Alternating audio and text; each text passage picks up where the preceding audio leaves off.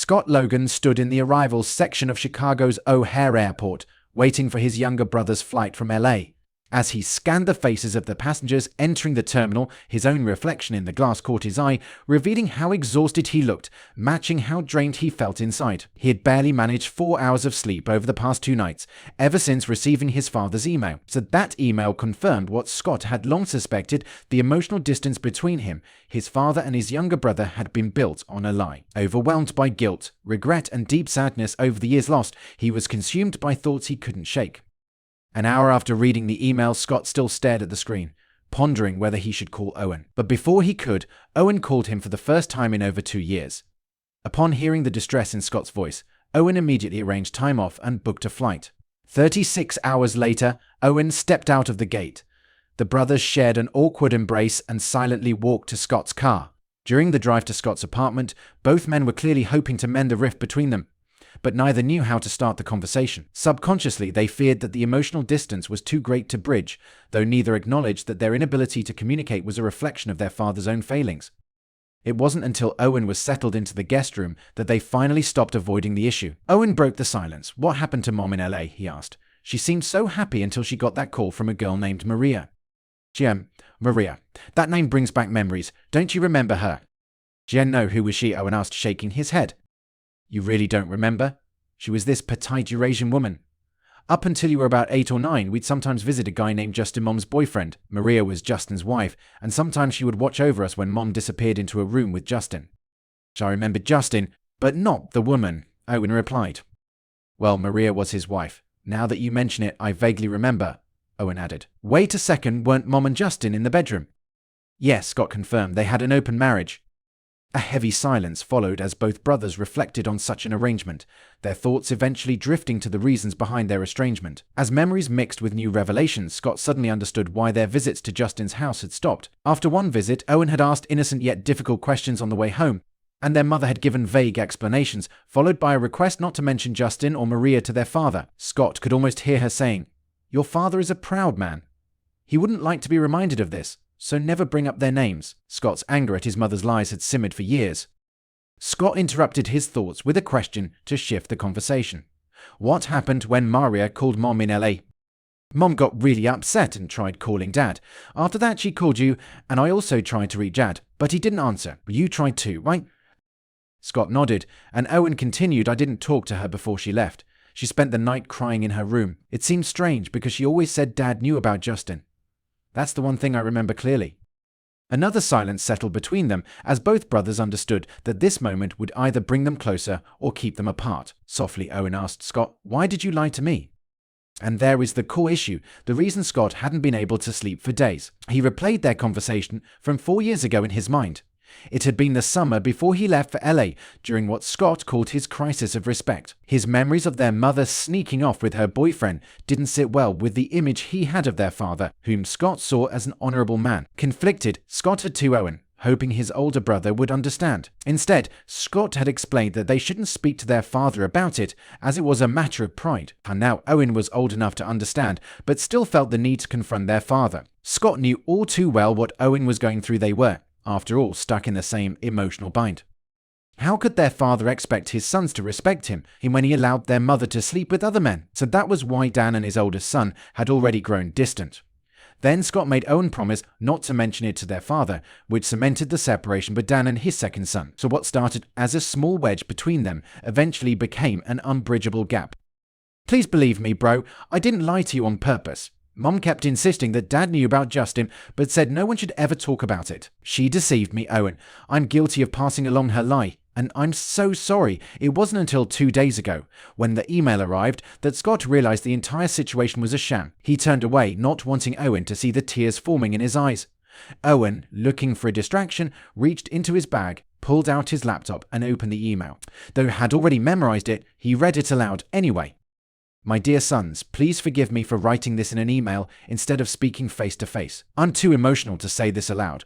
Recently, I found out that your mother had been involved with another man for several years. It likely began more than a year before I left for Kuwait and continued for years after I returned, only stopping with his recent death. She said her lover lived with you during the time I was away, and that she saw him almost every day even after I came back. Before you jump to conclusions and think I hold this against you, Let me explain. Your mother told me she always asked you never to mention it, and I understand why you respected her wishes. She put you in an impossible situation, either keep her secret or tear our family apart. That is the main reason I divorced her. I know it's not like me to use words like this, but after what I've learned, I can't describe her actions as anything less than evil, monstrous even. I'm not angry with either of you for choosing to protect our family. I now understand it was this dilemma that caused you to pull away from me. I was proud of you when you were born, and I'm still proud now that you've grown into men. So your mother's confession, when I heard her say it, I was furious. She showed no remorse, no guilt over her affair. If anything, she seemed proud of the love she claimed to have for that despicable man. She tried to justify the affair by saying she needed someone to care for her and the kids when I left for the war. I shut down that excuse, pointing out that her affair started a year before Saddam Hussein ever invaded Kuwait. So that night was too angry to say much more, but we talked again the next day after I had calmed down a bit. I tried to make her feel guilty, but she resisted at every turn. I even mentioned how other military wives didn't deal with their husbands' abs by having an affair, especially not those whose husbands were in more danger than I was. I told her how devastating it would have been to learn about the affair while I was overseas, or even worse, after coming home with PTSD. Doing that would have broken me. It hurts me deeply to tell you this, but she showed no sign of regret. She just stared blankly as I spoke. I told her that everything Justin said to seduce her was just a trick to get her into bed, but I felt like I was wasting my breath. I really hope you never experience the humiliation of knowing that while you're away, another man is in your bed. It strips you of your power, your manhood. It's far worse than any bullet or bomb. I grew angrier as I talked, especially when she wouldn't show any remorse. If I hadn't discovered the affair, she would have carried on as if nothing had happened. I told her plainly that the main reason I divorced her was because she drove you away from me. I don't want you to feel bad or guilty because of this letter. I just needed to put the truth down in writing. I felt so sad, frustrated, and hurt by the distance between us for years. I could never forgive her for that. When I finally told her this, I think she realized for the first time how much damage she had caused. But then she actually tried to justify lying to you by saying her love for Justin made it okay. I saw something in her eyes, maybe a flicker of conscience, but I couldn't bear to look at her any longer. I left the room.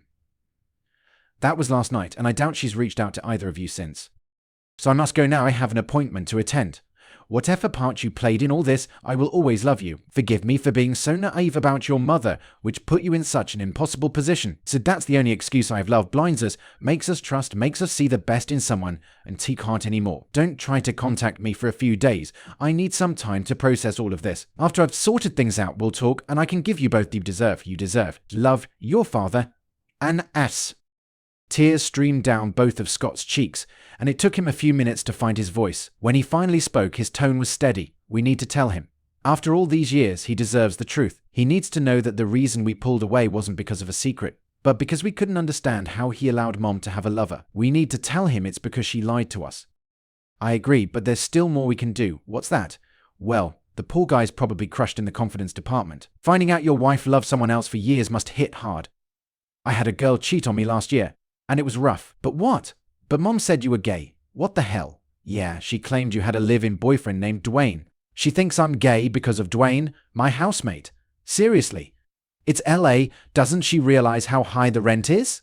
And so what if I have gay friends? That doesn't make me gay. It just means I'm open-minded or inclusive or whatever they call it when you don't care about someone's attraction preferences. This is all because I never introduced any girlfriends to her when she visited. A stunned silence followed until Scott, who had never heard Owen find his voice, finally spoke again. It didn't sound like you. When Mom told me you were always after some girl in high school, but she sounded so certain. And hey, there's nothing wrong with being gay. Owen opened his mouth to continue his rant, but Scott quickly cut him off. Now, what can we do about Dad's confidence? I was thinking that Dad lost his confidence when Justin took it. He used the phrase stripped of his manhood. We just need to find a way to take down Justin. It'll be our gift to Dad, our apology for how we treated him. But Justin's dead. Doesn't matter, we just need to destroy his ghost. How exactly do you kill a ghost? That, brother, is what we need to figure out. They sat silently in thought for a moment longer until Scott finally broke the silence. There's one more thing we need to decide. What's that? Whether we can forgive Mom. Are you kidding me? That woman lied to us, disrespected Dad, and came between us and him, not to mention how she's now telling people I'm gay. I can't speak for you, but I'm not feeling particularly forgiving right now. Some say love forgives all sins. She told me she loved Dad, she loved Justin, but bro, there's a name for married women who sleep with other men. Cheater. Secure in their brotherly bond, Owen and Scott sat down to write a joint email to their father. setting the record straight and asking for his forgiveness, though it had already been granted. Scott then pulled out a case of beer, and they drank it all. As the night wore on, their plans grew darker and more elaborate. The final one they settled on would ruin memories, reputations, and one life. They were wrong, it would take at least 2 lives, but in their drunken state, they couldn't foresee that. They thought it was the perfect gift for their father. At 3 a.m., Scott went online to book plane tickets home for the next afternoon. The harsh light of day and a 30,000-foot flight the following day brought the realization that their plan was a bit too extreme, so they toned it down. As his sons were resting their aching heads on the plane's cushions, Dan sat in a hotel in Mount Royal, Montreal, frustrated because he couldn't get his wife to see she had done anything wrong. He wasn't looking for answers, just a way to spread his pain. He thought, I'm the only one who hasn't done anything wrong, so why am I the only one suffering? So it was time to balance the scales, and he had a plan. He had visited Maria at her home the previous day, and during a tense conversation, he learned that while Maria thought her friend Emily was wrong for hiding her fate with Justin, she didn't see her own actions as wrong. Dan didn't buy it. Maria and Emily had been friends for 20 years. What was Maria suggesting? So that they had never once discussed how he would react to her relationship with Justin. That was either a lie or gross negligence on Maria's part. They parted ways with Maria feeling guilty enough to agree to invite some of her family over so Dan could meet them. He requested as many of her family members as possible, particularly those who had been there at Christmas in 1990. And now, he was waiting for word they had gathered. The call came a little after 1 p.m. The group was assembled: Maria's mother, her 2 daughters, Justin Lambert's elderly mother, and various relatives, 15 in total. Dan unfolded his map and went over the quickest route to the border once again. Then he drove to the house he now referred to as Q Manor. Sitting in his car outside the house, he composed himself, thinking about his goal to make as many people as possible understand exactly how he felt. He wanted to be heard. His reconnaissance from the previous day had shown him exactly how to achieve that. Grinning, he opened the car door. Maria led him into the house and took him to the parlor, the same room where they had spoken the day before. Dan strode in and headed straight for the large mantel above the open fireplace, where a brass urn containing the ashes of his nemesis sat. Maria introduced the gathered relatives: 2 mothers, 2 daughters, aunts, uncles, and cousins. When Dan refused to shake the first outstretched hand, the rest quickly caught on. No one was under the illusion that this was going to be a pleasant visit. Dan felt some satisfaction as he noticed there were no children present. The room fell silent as he shifted uncomfortably against the mantelpiece, crossing his legs. Recently, I found out the woman I love had been involved in an affair with Justin Lambert for over 20 years, and I had no idea. Everyone here played a part in enabling and supporting it. Now, I'm in the process of divorcing her, Dan said, scanning the faces in the room. Some people averted their eyes, while others appeared vaguely confused. An older man, perhaps a cousin or uncle, spoke up for the group. Sir, Madame Lambert has informed us about your situation. You must understand that, for us of French descent, it's not unusual for a woman to take a lover. Unfortunately, she kept you in the dark, but we don't see how that concerns us, the man said. Dan tried to suppress his rising anger, but failed miserably. What kind of civilization permits people to help a woman destroy her husband? That's what my wife did, and every one of you helped her, Dan said, his voice shaking. He looked around the room, seeing no signs of remorse on the faces of those present except Maria, who wore a familiar guilty expression, one he recognized from their conversation the previous day. It was time to inflict the pain. I regret only one thing, that Justin Lambert is no longer alive. I would have loved to tell him to his face what a complete piece of filth he was, Dan said. A loud outcry erupted as 15 people started talking at once. Dan let the noise wash over him until it eventually subsided, and the same spokesman addressed him again. Justin, my cousin, was a great man, an artist, and a restorer. We honor his memory, the man declared. Dan knew he needed to put an end to this charade. This is what I think of the great Justin Lambert, Dan said, standing tall as he turned to the mantelpiece. He reached out and grabbed the urn containing the ashes of the man he despised, someone he had never met but had come to loathe. He knew this part of the plan had its risks, but he had prepared for possible complications. Thankfully, the top of the urn unscrewed easily. Maria was the first to react. She lunged toward him, reaching with both hands for the urn, trying to snatch it from his grip. In their struggle, Dan lost control of the urn's contents, which spilled out and hit Maria directly on her torso. She gasped in horror, pulling her hands back as she looked down in shock. Her face twisted in disgust as she backed away, whimpering a sound that was the sweetest music Dan had ever heard. Taking advantage of the moment, Dan made a break for the door that led to the hallway. He followed the planned escape route toward the bathroom down the corridor. Footsteps echoed behind him, so he hurried, bursting into the bathroom, slamming the door and locking it. He managed to dump half of the ashes into the toilet before hitting the flush button. By the time the pounding on the door grew louder, the sound of people shouting behind it didn't sound any more welcoming. So with one arm pressed against the door to prevent anyone from forcing it open, Dan waited until the toilet tank refilled, then poured the rest of the ashes into the bowl. He rinsed the remaining bits from the urn's edges in the small sink, then flushed again, all while holding off his pursuers. The flush finished just as he dumped the final contents of the urn into the toilet. Satisfied, he smiled grimly, knowing part 1 of his plan was complete. Now it was time for part 2, his escape. So within moments the door was forced open, and Dan barreled through the 5 or so men blocking his path. Surprisingly, as he re-entered the parlor, no one attempted to stop him, likely too shocked by what had happened. Everyone had heard the flush, and they all understood the implications. Maria sat sobbing uncontrollably in a chair. "Justin Lambert is exactly where he belongs," Dan said with a sneer, pausing only for dramatic effect. He glared at everyone still in the room, then spat on a portrait of Justin Lambert before walking out, his mission accomplished. As he left, Dan wondered if there was any legal consequence for defiling a dead man, but he wasn't interested in finding out. An hour and 15 minutes later, Dan had crossed the border. Meanwhile, Dan's sons had arrived in their hometown too late to visit their old house. Secretly, both were somewhat relieved, as they had been dreading it. They checked into a motel, contacted some old friends from school, and went out for the evening. As Scott watched his younger brother trying to hook up with someone, he wondered how their mother could have ever believed he was gay.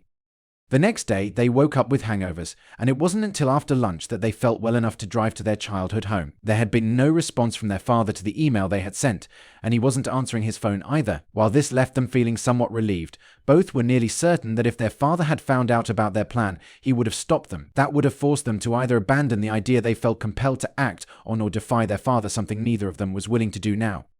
A car was already in the driveway when they arrived. Entering through the open front door, they were greeted by their mother, Emily, who was ecstatic to see them, though their own responses were much more reserved. She led them into the sitting room, where a man with a notebook sat on the couch. David was a journalist from a national art magazine. Owen's gaze followed Scott's to a painting of their mother propped up on the mantelpiece. Both of them winced and quickly looked away. It wasn't an image they wanted of her in their minds. David shook their hands firmly, gauging their reactions. "Your mother has been telling me about this remarkable painting and her affair with Justin Lambert. I'm writing an article on it for the upcoming Lambert exhibition," David explained. Scott and Owen turned in unison, stunned by what they were hearing. Emily didn't blink. "What's wrong?" "Your father knows now, so I can be open about it. I love Justin, and now I can finally cherish both that love and the painting that celebrates it," she said. The brothers were taken aback, a mix of confusion and anger on their faces. Finally, Emily noticed the hostility in their eyes. "Look, I deeply regret that your father found out about my affair with Justin, but it wasn't my fault. It was your Aunt Maria who let the secret slip. Your dad has gone away for a while to sort things out with me," Emily said. Scott finally found his voice and nearly choked on his words. "What about Dad?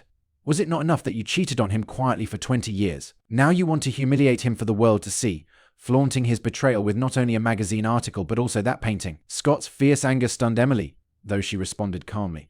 "I'm sorry you're upset, but I'm proud of my relationship with Justin. Besides, the attention will be good for the exhibition. It's quite flattering, really, that my picture will be the first thing people see when they enter. Your father will have to adjust to it, and I'm sure he will, considering how understanding he's always been of my needs." Both sons were struck silent, finally understanding why their father remained so bitter. There wasn't even a hint of remorse or respect for his feelings. An awkward quiet filled the room until David, the reporter, sensing the tension, tried to steer the conversation. "Your mother mentioned that you knew about her affair, and that Justin practically raised you after your father left the family." So this comment attacking their father triggered Owen's reflexive anger, mixed with guilt. He crossed the room in 3 quick strides, grabbed David by the lapels, and lifted him off the ground. Spittle flew as Owen stated, "My father never abandoned us. He was called to serve in the Navy during the First Gulf War. When did serve in your country become desertion? If you dare print that my father abandoned us, I'll sue you and your magazine into the ground. While my dad was risking his life, our so-called mother was cozying up to that slimeball you are writing about. He wasn't worth it." Owen's furious gaze remained fixed on David, oblivious to the look on his mother's face. Scott, however, saw her turn pale. "Did she tell you she was in love with Justin a year before our father was even deployed? Did she mention how, for years, every time Dad came home, she'd take us to Justin's house and leave us outside while she went inside to be with him?" David, shaking his head, was unimpressed, which only provoked Owen further. "So you want to talk about abandonment? Let's talk about that," Owen snarled, loosening his grip and letting David fall back onto the couch. Did she also tell you that she ordered us never to say anything to Dad because it would destroy the family? That she lied to us, telling us Dad knew about the affair and just didn't want it made public? That those lies drove a wedge between us and our father, made me lose respect for him, and pushed me to leave home and barely speak to him for 4 years? Did she tell you that? David's eyes shifted from Owen's furious face to Scott, who nodded in agreement with his brother. David's expression changed to disgust as he turned to Emily. She saw the look, and that moment her years of self-deception began to unravel. Up until 4 months ago, she had it all: an adoring husband, loving sons, and an exotic, cultured French lover. A lover she believed was justified as long as Dan never found out. She had done some questionable things to keep the secret, but nothing she had considered unforgivable. Before her son's return, she had seen in David's eyes the pure, untainted love she had for Justin. But now, with Justin gone and her sons confronting her, the illusion was crumbling. Worse than the recriminations from her husband and sons were her own inner demons. She had survived Dan telling her the affair was wrong, but now her sons, through their actions, were telling her the same thing. That was painful, but she could endure it. They were just naive boys, inexperienced in life. What shattered her, though, was the look of judgment from David, an impartial observer, someone who had once seemed to understand her. Now, his face was filled with disapproval. A man who was well versed in the art world, who had initially supported her actions, now condemned them. It was that look, filled with disgust, that finally broke through her defenses. Years of guilt overwhelmed her. That cold stare from David, combined with the anger radiating from her sons, left her feeling cornered and exposed. Desperate, Emily's mind retreated into her only solace, memories of Justin Lambert. She smiled inwardly, and then outwardly, a smile that was completely misinterpreted by the 3 men in the room. Scott and Owen saw it as a smug grin, confirming their worst fears that their mother felt no regret. David, too, misread the smile, believing it was a sign that she had gotten away with her actions for years, and he judged her harshly for it. The tension in the room grew unbearable as the smile slowly faded from Emily's face, replaced by the harsh reality of the situation. She knew she had a lot of damage to repair. Turning to the painting of Justin on the mantel, she took a deep breath and prepared herself to speak. But David, trying to regain control of the conversation, directed a question at Owen. "I was surprised by your anger. Your mother told me you were gay," he said. Owen recoiled in shock, as if struck. Was there no end to his mother's betrayal? Like many young men who weren't overly masculine, Owen had always worried that others might think he was gay. It was one thing for his mother to believe it, but to tell complete strangers without even discussing it with him first, it was unthinkable. The sheer arrogance of her assumption, her presumption that she knew best, infuriated him. In that moment, his desire to hurt her transformed into a burning rage. Scott, sensing the shift in his brother's emotions through their sibling bond, realized what was coming. He shouted desperately, "Dude, plan B, plan B." But his plea fell on deaf ears. Consumed by wrath, Owen turned away from the reporter, took 4 steps toward his mother, and glared down at her. He fought to keep his voice steady, but couldn't hide the venom in his tone. "Why don't you tell him, Mom? Tell him how Justin Lambert never loved you, how he used you to get to us, how, while Dad our protector was away, Justin slept with you in Dad's bed and then preyed on us. Tell him how you welcomed a predator into our home and stood by while he abused your children." The emotions and energy that filled the room were almost too jarring and disjointed to put into words. Owen waited, letting us hang in the air, watching for his mother's expression to catch up with the meaning, eager to return some of the hurt she had inflicted on him, his brother, and their father. It caught Scott completely off guard how quickly things escalated to this point. This was meant to be a backup plan, something that wouldn't go beyond their mother, certainly not reach Maria Lambert, let alone become a last resort. Despite the shock, he wouldn't hesitate to stand by his younger brother. Surprised at first, then excited, he realized this was a huge story. He was only 17. 2 seconds before the word Pulitzer crossed his mind optimistically, Emily, already feeling overwhelmed by guilt and worthlessness, couldn't process what Owen had just said. The contrast between the Justin she had loved and the monster her son described was too much to accept. Her conscious mind couldn't restrain her subconscious, which had already begun to run. The latter refused to acknowledge the truth, while the former wished to protect and comfort her children. She broke her gaze from Owen and looked towards Scott, who nodded in confirmation with the impartiality typical of journalists. David was the first to react loudly to the revelation, turning to Emily. "Please tell me you didn't know what was going on. Your obsession with Justin couldn't have allowed this to happen, surely."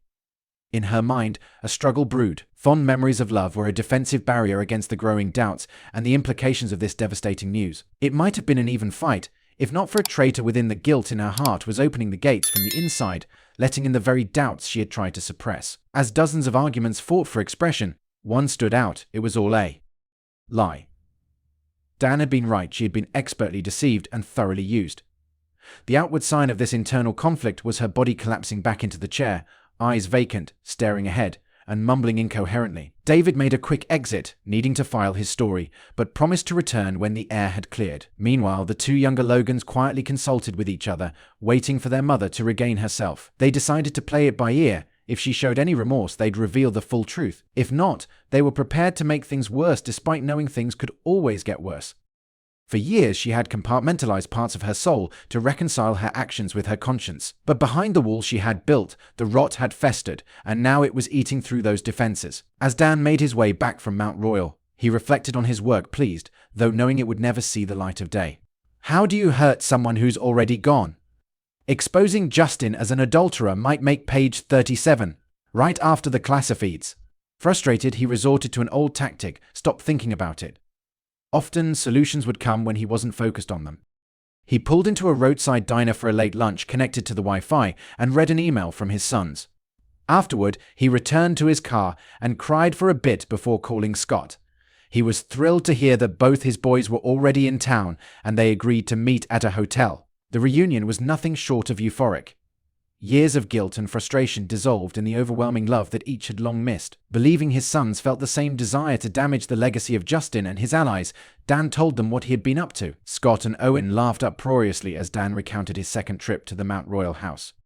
It wasn't until 3 hours into their reunion that the sons finally shared their own revenge plan, explaining why they felt justified in their actions, ruining their mother's fond memories and causing posthumous damage to Justin as a sort of peace offering to their father. As Dan listened, his horror grew when they quickly admitted that the accusations against their mother's lover were entirely fabricated. As an older man and a father, he was torn proud of their strategy, but also deeply disturbed. Accusing someone of such a serious crime, especially child abuse, was about as bad as it could get. When they described their mother's reaction, alarm bells went off in Dan's mind. "Was she all right when you left?" he asked. Owen, sounding uncertain, replied, "I think so. She said she wanted to be alone." Dan glanced at Scott, but his expression did little to comfort him. Dan might have wanted a divorce from Emily for what she had done, but he didn't want to destroy her. The three of them squeezed into Dan's car and headed home in silence. Later, Maria cried for hours before driving 4 hours to see Emily, desperately needing to talk to someone who had loved Justin as much as she had. The sight of her late husband's memory being tarnished made her feel ill. A woman knows how to unburden some of her grief by sharing it with someone who shares her pain. But away from Justin's spell, Emily's idealized memories began to crack, and harsh reality crept in. Reality painted a much bleaker picture, bringing to mind how she had felt when she first learned of his affairs: helpless, rejected, and insignificant. Married to a famous man, she hadn't dared object, fearing she would lose him. Until this moment, she hadn't admitted it to herself, but the humiliation had been unbearable. She had buried that shame just to survive emotionally. When she had first discovered Justin's infidelity, she had made peace with it by opening their marriage. But the one time she'd taken a lover, Justin had punished her with months of cold silence. She had learned her lesson well, and had since made peace with sharing him. As she reached her destination, finding the door unlocked, she pushed it open and stepped inside. Emily sat motionless in the chair, her eyes locked on a painting perched on the shelf. She appeared far from well, her health seemingly deteriorating before Maria's eyes. For the moment, Maria's own troubles faded into the background as she knelt before her friend. Sherry, what's wrong? In Emily's mind, the sense of defeat was overwhelming, an unavoidable conqueror. By now, only a pile of mouldering memories of love, joy, and happiness remained, with self-loathing standing victoriously over the ashes. So this inner monster had grown over 2 decades of repressed guilt, surrounded by memories of Dan Scott and Owen's anger. Encasing it all as a veneer of distorted recollections, each good moment twisted into something ugly. Yet the most obvious layer was one: she didn't need to recognize her complete failure as a mother. An instinct ingrained by millions of years of evolution demanded she protect her children, a primal imperative stronger than any moral commandment. So the guilt of bringing the danger into her own home nearly broke her. This was the monstrous entity Maria encountered, the last remnant of Emily's conscious mind, unable to accept blame. Destruction lurked within her, waiting to erupt. Emily finally spoke, her eyes never leaving the painting, her voice a monotone. "I let Justin Lambert into my home, and he hurt my children. And I allowed it. You allowed it." Maria reeled as if struck, the certainty in Emily's words cutting through any reasonable denial. She felt tossed from one end of her mind to the other, memories at one end, the shocking truth at the other. "But my dear, that can't be. Justin would never," Emily interrupted. "My sons told me, and they told the reporter you sent. I'm a terrible mother, and soon the world will know. You allowed it." Before Maria could respond, Emily sprang from the chair, knocking her to the floor. The enraged woman stormed toward the mantel, grabbing the painting. Surprising herself with her strength, Emily lifted it and slammed the frame against her rising knee. The wooden structure splintered, breaking into 5 pieces as she smashed it repeatedly against the mantelpiece. Finally, the canvas, still held by a few staples, came loose. Emily shoved the remains into the fireplace, using a poker to feed the painting to the flames. With fury in her eyes, she turned toward Maria, still clutching the poker. Maria recognized the danger in Emily's gaze and scrambled to her feet, rushing for the door. A glancing blow from the poker struck the side of her head, nearly causing her to fall, but she managed to flee to her car, ears ringing. 15 minutes later, Dan and his children burst through the front door, surveying the wreckage in the parlor. A search of the house revealed no trace of Emily or her car. An hour later, as they debated their next steps, the police called to inform them that Emily had been arrested for vandalism. Dan sprinted to the police station, where the duty sergeant explained that Emily had been apprehended at South Mall after destroying several paintings restored by Justin Lambert. Dan knew those paintings well. They were the same ones Justin had worked on when he first met Emily. By the time they caught up to her, she had knocked out one of the guards with an iron poker, and it had taken 6 taser hits to subdue her. Dan was not permitted to see her. She had been sedated and taken to a mental hospital. The sergeant provided the name of the institution. In the aftermath, Dan was barred from visiting Emily at the hospital and returned home, where he pressured his sons to reveal the name of the magazine they had worked with. He never contacted David but reported the scam to the editor, feeling that was enough to close the matter. One might think the story ended there, but a monumental misunderstanding followed. Maria took the news of Justin's disgrace to a family meeting, and her relatives quickly distanced themselves from him, much like other famous figures who had been publicly shamed. One of Justin's cousins, who worked in marketing, convinced the family to hold a press conference to get ahead of the article's publication. So no one suggested suppressing the article, likely due to collective embarrassment. See, in France, extramarital affairs were socially accepted, which had allowed them to land in this situation. With the freedom of the press at stake, the world soon heard the whole story, a misguided attempt at damage control. The media seized the scandal, with local outlets, especially those in Albany, covering it extensively due to the connection. So Emily was branded either as a complicit or neglectful mother, while her destruction of Justin's restored works gave the story credibility.